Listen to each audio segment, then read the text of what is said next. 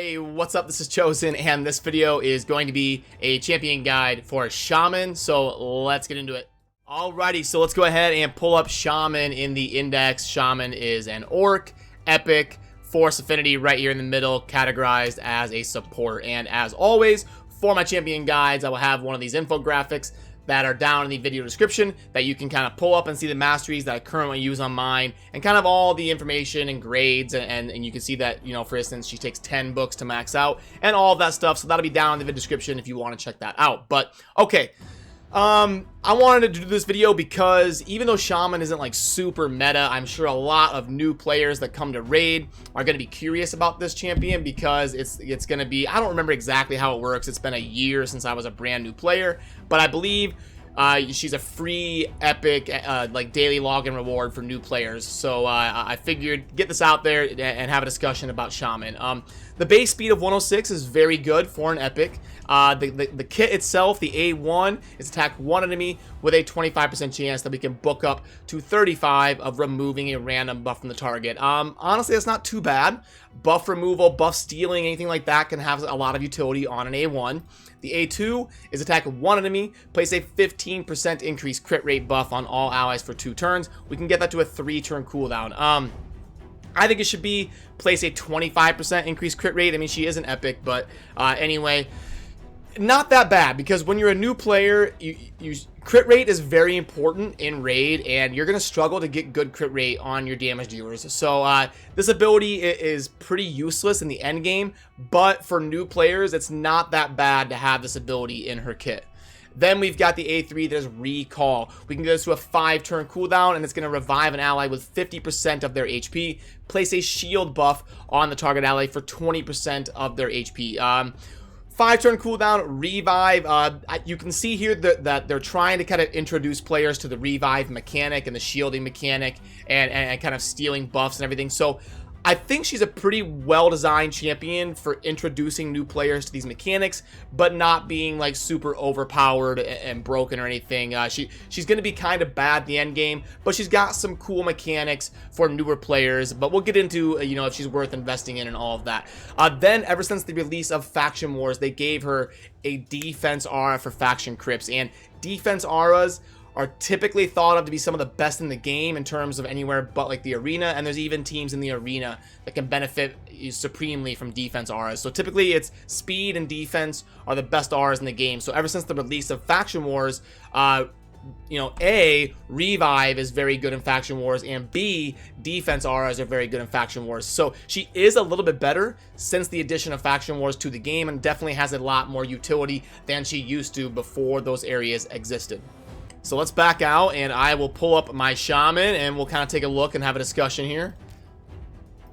Why does that keep happening? There we go. Okay.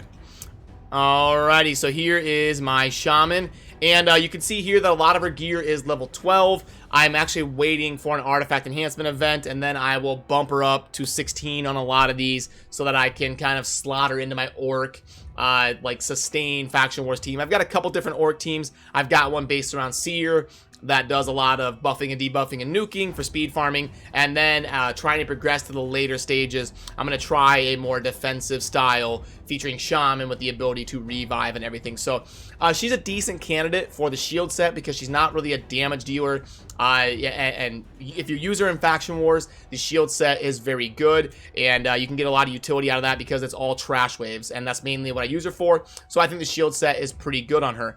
In terms of gear, you want her to have really good speed. You want her to cycle through her turns so that she's placing crit rate pretty often and getting her revive up when you need it, and also using her A1 to remove a bunch of buffs. So getting her with a lot of turns is very beneficial. Getting her with very good speed is going to help you with that.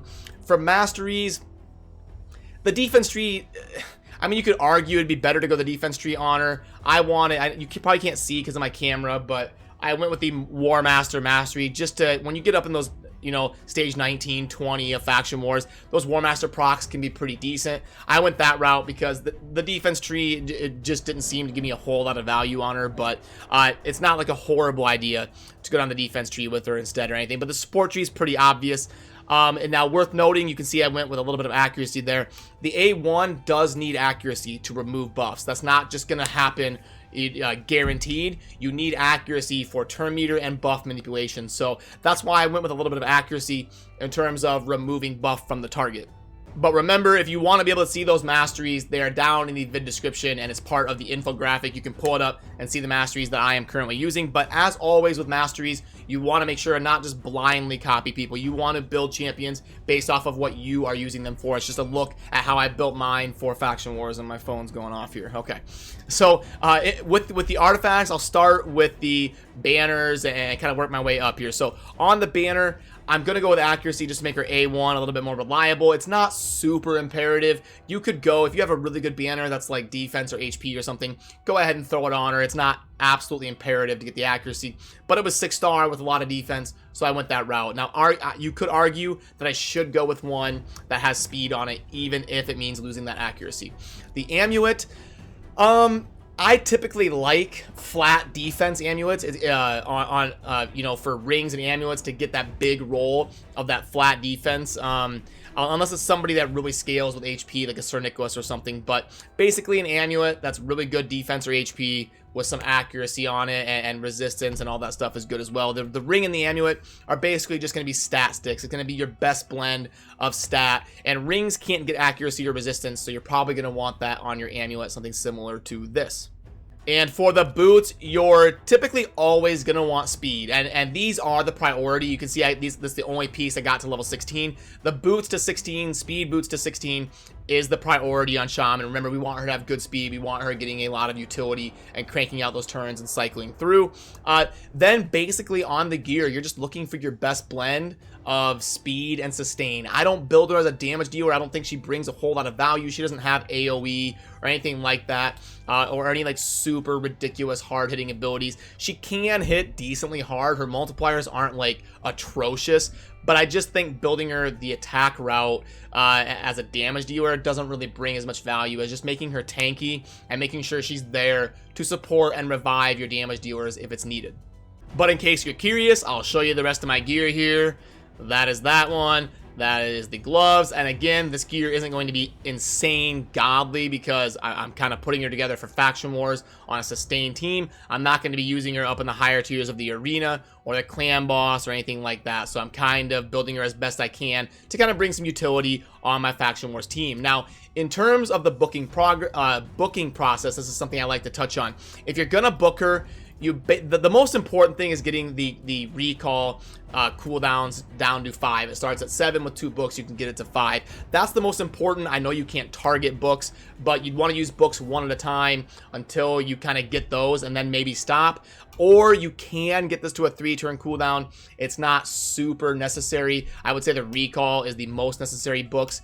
And removing buffs, 4 books to get 10% more chance, probably not a very high priority unless you're a high spender and you have a lot of books. But this leads me into my discussion here of a lot of you are probably wondering if you should invest books, if you should 6-star Shaman, if you should invest in her, because if you're a new player, you might be kind of curious on if she's worth investing in.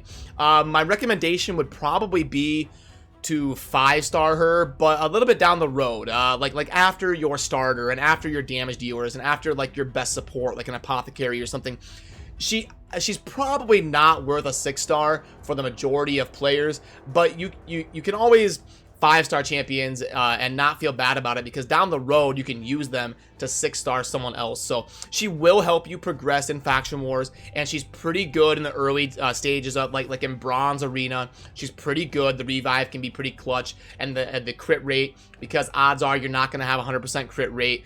So she's worth getting to level 50 in terms of helping you out in the early game arena and early game Faction Wars.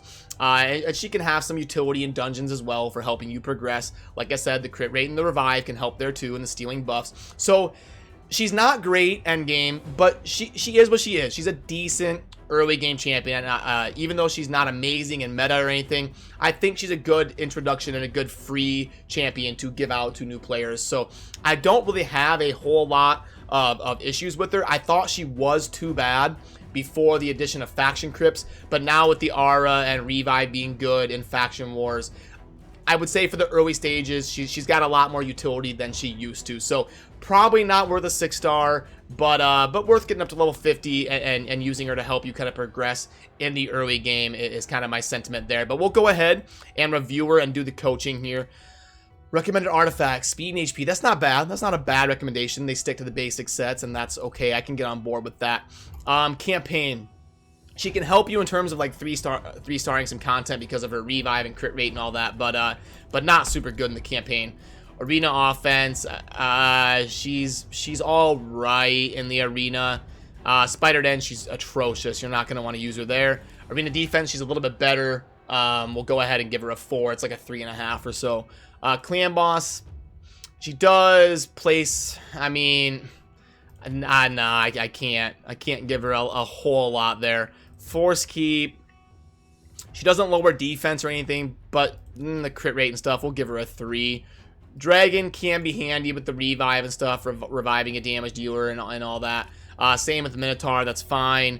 Magic keep, she counters the affinity, and her A1 removes buffs, so yeah, I mean, sure, I'll give her a 5. Yeah, that's definitely her probably her best grade on here. Fire Knight, not gonna be super good in the Fire Knight, probably a 2. Golem revive can be pretty good in the Golem. The wave 2 has a reflect damage capability, and so sure, we'll give her a 3 there. Spirit keep, she's countered by spirit, and she does remove buff, which can come in handy, but doesn't have heal reduction or anything. We'll give her a 2. And then the void keep, she's not going to be super optimal, but she'd be fine. It'd be a 3. So yeah, that kind of covers the grading and showing Shaman and having a discussion on if you should invest in her or not. So I hope this video kind of helps you out if you're a newer player, kind of wondering what the sentiment is around Shaman. So just realize she's probably not worth a ton of books and worth 6-starring, but she is what she is. She's a decent champion to use for a little bit when you're kind of a newer player, to help you out in like the arena and for some faction wars progression for your orcs team and all of that. So yeah, that's gonna kind of do it for this video, and as always, thank you for watching. Have a good rest of your day. Peace.